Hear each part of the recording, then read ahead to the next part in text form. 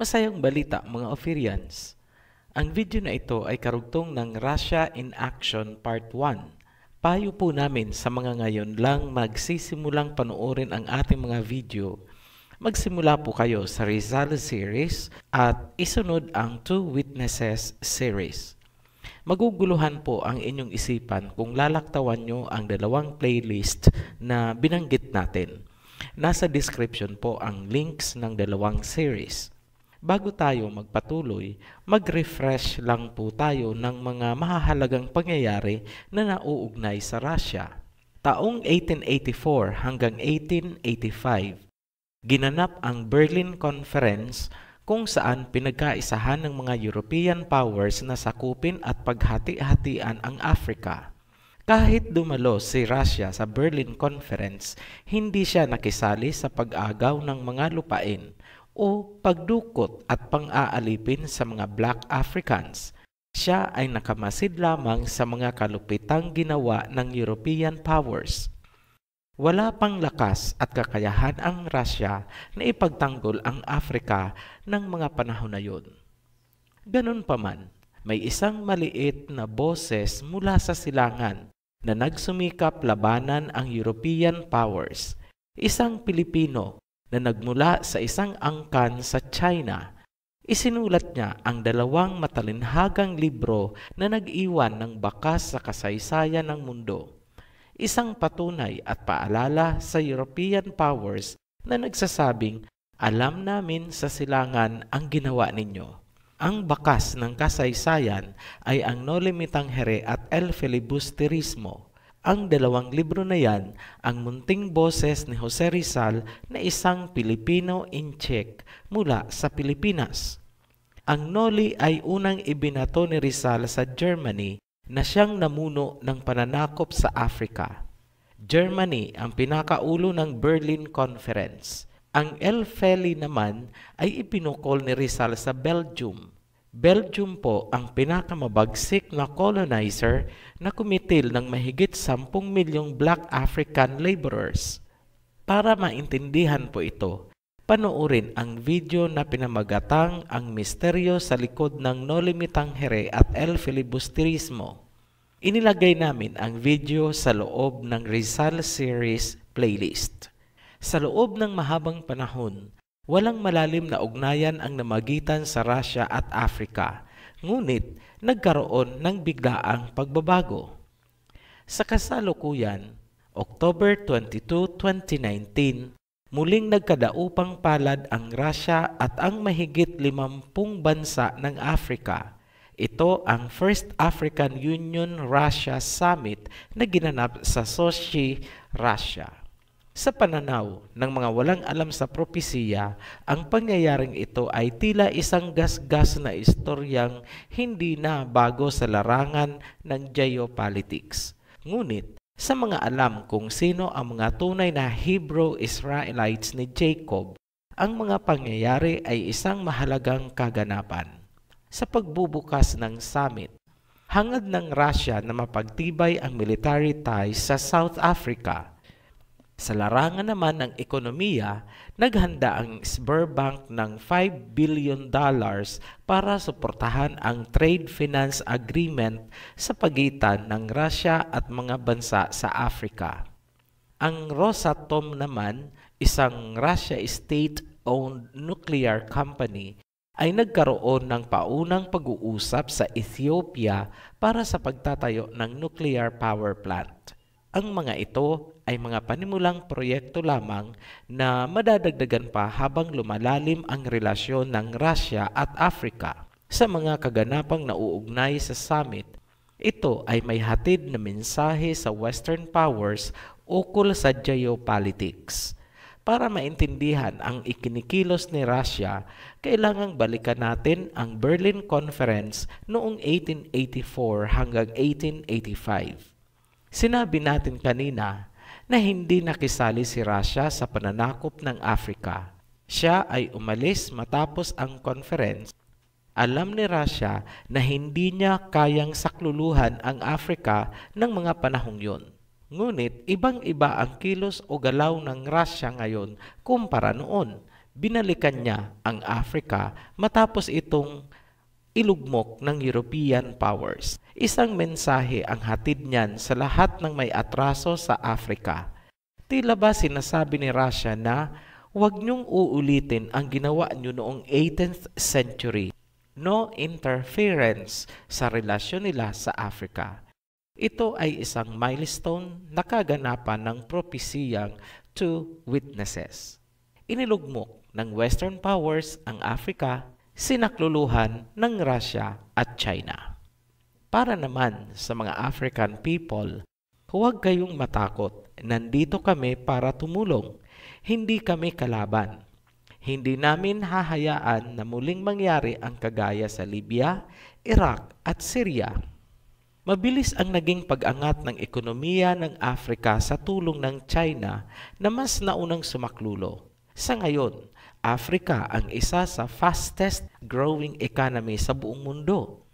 Ibig sabihin, nagkaroon ng panibagong pag-asa na makauwi ang mga naghihirap na Black Africans na nagkalat sa iba't ibang bahagi ng mundo gawa ng slave trade noon. Nakapropesiya ba sa Biblia ang pangyayaring ito? Yes. Basahin po sa Jeremiah 23 verse 3. I myself will gather the remnant of my flock out of all the countries where I have driven them, and will bring them back to their pasture, where they will be fruitful and increase in number. Kung aware po kayo sa mga nangyayari lalo na sa Amerika, maraming pagkilos protesta ang isinasagawa ngayon ng mga Black Africans. Alam na nila ang sinapit ng kanilang mga ninuno at alam na rin nila bakit nasa Amerika sila ngayon. Balikan natin ang sinabi ng Biblia. Kung ang woman clothed with the sun ay Hebrew-Israelites, tanong, sino naman ang dragon na may 7 ulo na tumutugi sa woman? Revelation chapter 12 verse 1 to 5 and 17. And there appeared a great wonder in heaven, a woman clothed with the sun, and the moon under her feet, and upon her head a crown of 12 stars. And she being with child, cried, travailing in birth, and pain to be delivered. And there appeared another wonder in heaven, and behold, a great red dragon, having 7 heads and 10 horns, and 7 crowns upon his heads.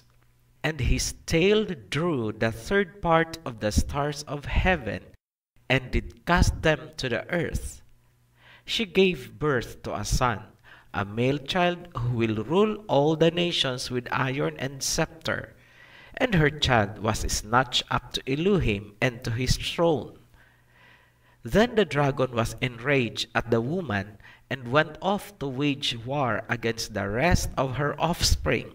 Simplihan na lang natin, Tingnan nyo sa situation ng nangyayari sa Africa mula noong 18th century hanggang ngayon. Sinakop at pinagmalupitan ng European powers ang Africa. Tanong, ang European powers ba ang tinutukoy sa Biblia na dragon na may 7 ulo at tutugis sa woman clothed with the sun at sa offspring niya?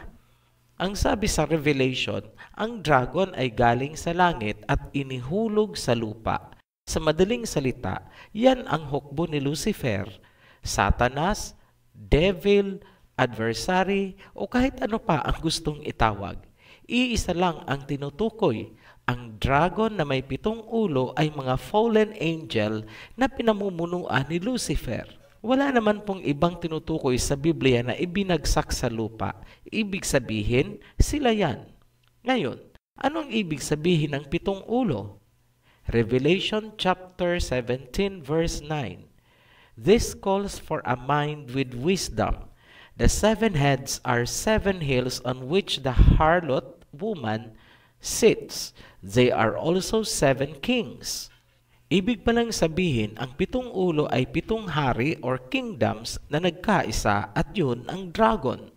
Huwag po kayong malilito sa mga beasts, lalo na itong beast with 7 heads. Iisa lang po yan. Nagmetamorphose lang o nagpapalit ng anyo. Ano ang unang ginawa ng dragon? Gusto niyang agawin at kainin ang isinilang na lalaking sanggol ng woman clothed with the sun. Ngunit ito ay kinuha at dinala sa trono ng Ama.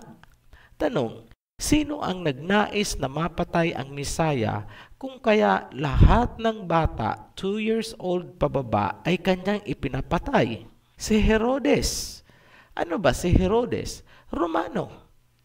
Sa makatuwid, ang persekusyon sa woman ay nangyayari na sa panahon pa lang ng Misaya. Nailarawan dyan ang isang ulo na gustong pumatay sa Misaya. Yun ang Roma. Huwag magagalit. Si Herodes ay Romano na inilagay ng Roman Empire para maging hari ng Judea. Biblically at historically, yan po ang katotohanan. Teka, nasaan ba ang Roma? Nasa Italy. Tandaan yan, Italy. Huwag na po nating guluhin ng kung ano-anong enclave, wushy-wushy. Dahil kahit anong gawin nila, hindi maikukubli ang katotohanan na ang Roma ay nasa loob ng Italy. Ngayon, balikan natin ang Berlin Conference.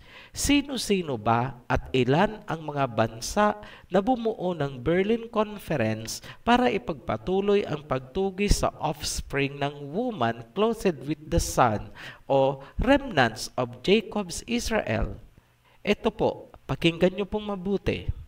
Britain, France, Germany, Belgium, Spain, Portugal, at nasabi na po natin kanina ang isa, Italy. Ilan po yan? 7. Ilan ang ulo ng dragon sa propesiya?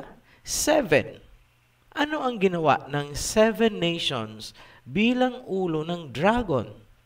Una, yung Rome, Italy ay nagnais na mapatay ang Mesaya.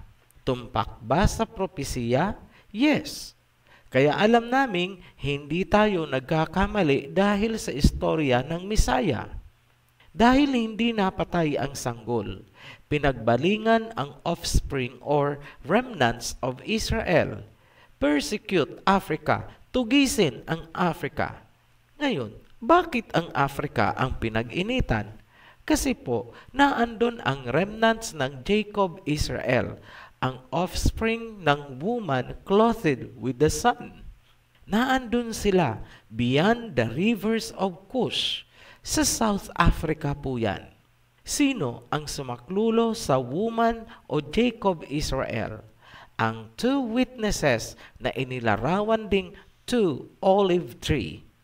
Sa reality at history, sino ang saksi mula noong pinaplano pa lang ng 7 ulo ng dragon kung paanong pagugutay-gutayin ang Africa? Si Russia. Sa silangan, nilusob din ng isang ulo ng dragon ang Pilipinas. Sino ang saksi? Tingnan nyo na lang ang history kung sino ang kumampi sa mga Pilipino laban sa Spain. Yan ang China. Sino ang maliit na boses mula sa silangan na pumukpok sa dalawang ulo ng dragon? Si Jose Rizal. Ipinukpok niya ang Noli Me Tangere sa isang ulo ng dragon sa Germany. Ang El Feli naman ay sa isa pang ulo sa Belgium. Kung isasama pa natin ang Spain, bali 3 ulo ang tinira ni Rizal. Dapat po napanood nyo ang misteryo sa likod ng Noli Me Tangere at El Filibusterismo para maintindihan ang papel na ginampanan ni Rizal. Tandaan na kung ano ang sinapit ng Africa sa dragon na ito, yun din ang sinapit ng mga Pilipino. Napapansin nyo po ba? 2 ulo ng dragon ang ngumatngat sa mga Pilipino, Spain at Rome. Paano natin nasabi na Spain at Rome? Unang-una, ang Spain ay isa sa ulo. Pangalawa, ang Rome ay bahagi ng Italy. Pansinin na kung ano ang ginagawa ng Russia at China sa Africa, yun din ang sinimulan nilang gawin sa Pilipinas. Tinutulungan ng Russia at China na makaalpas ang Africa sa dragon. Yun din ang ginagawa nila ngayon sa Pilipinas. Ngunit, taliwas sa ginagawa ng Africa na makakawala sa pagkakalingkis ng dragon, maraming Pilipino ang bagkus yumayakap sa dragon kahit na kinakagat-kagat na sila nito at iwinawasiwas. Sunod-sunuran pa rin sa dikta ng dragon. Baka sakaling magising po kayo dito sa pang-closing natin. Sino nga ulit ang nagnais patayin ang Misaya sanggol pa lang? Si Herodes ng Roma. Sino ang naglalatigo sa Misaya? Sundalo ng Roma. Sino ang nagpako sa krus? Kumbaga ipinako sa krus. Sino? Sundalo ng Roma. Sino ang sumaksak sa Misaya gamit ang bayoneta o spear? Si Longinos na sundalo ng Roma. Sino pala ang pumatay sa Misaya? Roma. Sa angking talas ng pag-iisip ni Rizal, nakakaintindi ng maraming lingwahe, nagbasa ng Hebrew, Latin at Greek Bible, sa tingin ninyo, hindi niya mapapansin ang mga napakasimpleng impormasyon na yan? At kung naintindihan ni Rizal yan, sa tingin nyo, totoo kaya ang sabi-sabi na devout Catholic daw si Rizal? Naninindigan ang Ophirian heritage na hindi po debotong Katoliko si Rizal. Masyadong maraming alam si Rizal, that's why he has to go. Tanong, sino ang pumatay kay Rizal? Roma. Paano namin nasabi? Mga Romanong pare ang nasa likod ng kamatayan ni Rizal. Ganun kasimple. Kung alam niyo po ang background ng Spain at familiar po kayo sa tinatawag na Catholic King and Queen o kaya minsan tinatawag na Catholic Monarch, sila po yung binigyan ng Roma ng kapangyarihan. Kapalit ng kapangyarihang ipinagkaloob ng Papa sa Catholic Monarch ng Espanya, naging sunod-sunuran ang Espanya sa gusto ng Roma. Ibig sabihin, kontrolado po ng Roma ang Espanya. At ano ang mandate nila? Yun ay ipakalat ang militanteng Katolisismo. Nasa history po yan. Kahit i-check nyo po, search nyo na lang po ang Catholic Monarchs. Ngayon, nasaan ang kalooban ng maraming Pilipino? Roma. Nakakalungkot po, di ba? Expected po namin. Mumurahin na naman kami sa mga comment. Pero ito po ang tahasang sasabihin namin sa sino mang mumurahin o magagalit sa amin dahil dito sa aming inihayag. Ang minumura po ninyo ay ang Biblia, hindi po kami. Pasensya na rin po sa mga Romanong nasagasaan dyan. History at Biblia lamang po. Walang personalan. Huwag nyo rin pong iisipin na naninira tayo ng relihiyon para makakuha ng kasapi. Hindi po relihiyon ang Ophirian heritage. Whistleblower lang po kami. Whistleblower. Ipinapakita po natin kung ano ang mahalagang papel na ginagawa ni Russia upang ihanda ang remnants of Israel para sa darating na Day of Reckoning. Hindi pa po talaga ito ang pagtatalakay natin tungkol sa mga beasts o hayop na binabanggit sa Revelation. Napahapyawan lang po natin dahil kinakailangan. Tandaan po, paglalabanin ng Amang Elohim ang Gog-Magog at ang binhi ng woman clothed with the sun. At sa mga mangyayari na yan, nakahanda ang Russia upang gampanan ang papel na hindi niya nagampanan noong sinalakay ng dragon ang Jacob, Israel. Muli kaming nagpapasalamat sa mga patuloy na nagsusubaybay at sumusuporta sa ating channel. Huwag pong kalimutan, like and share kung sa tingin nyo po ay may katuturan ang ating inihahayag. Hanggang sa muli, be blessed, Ophirians!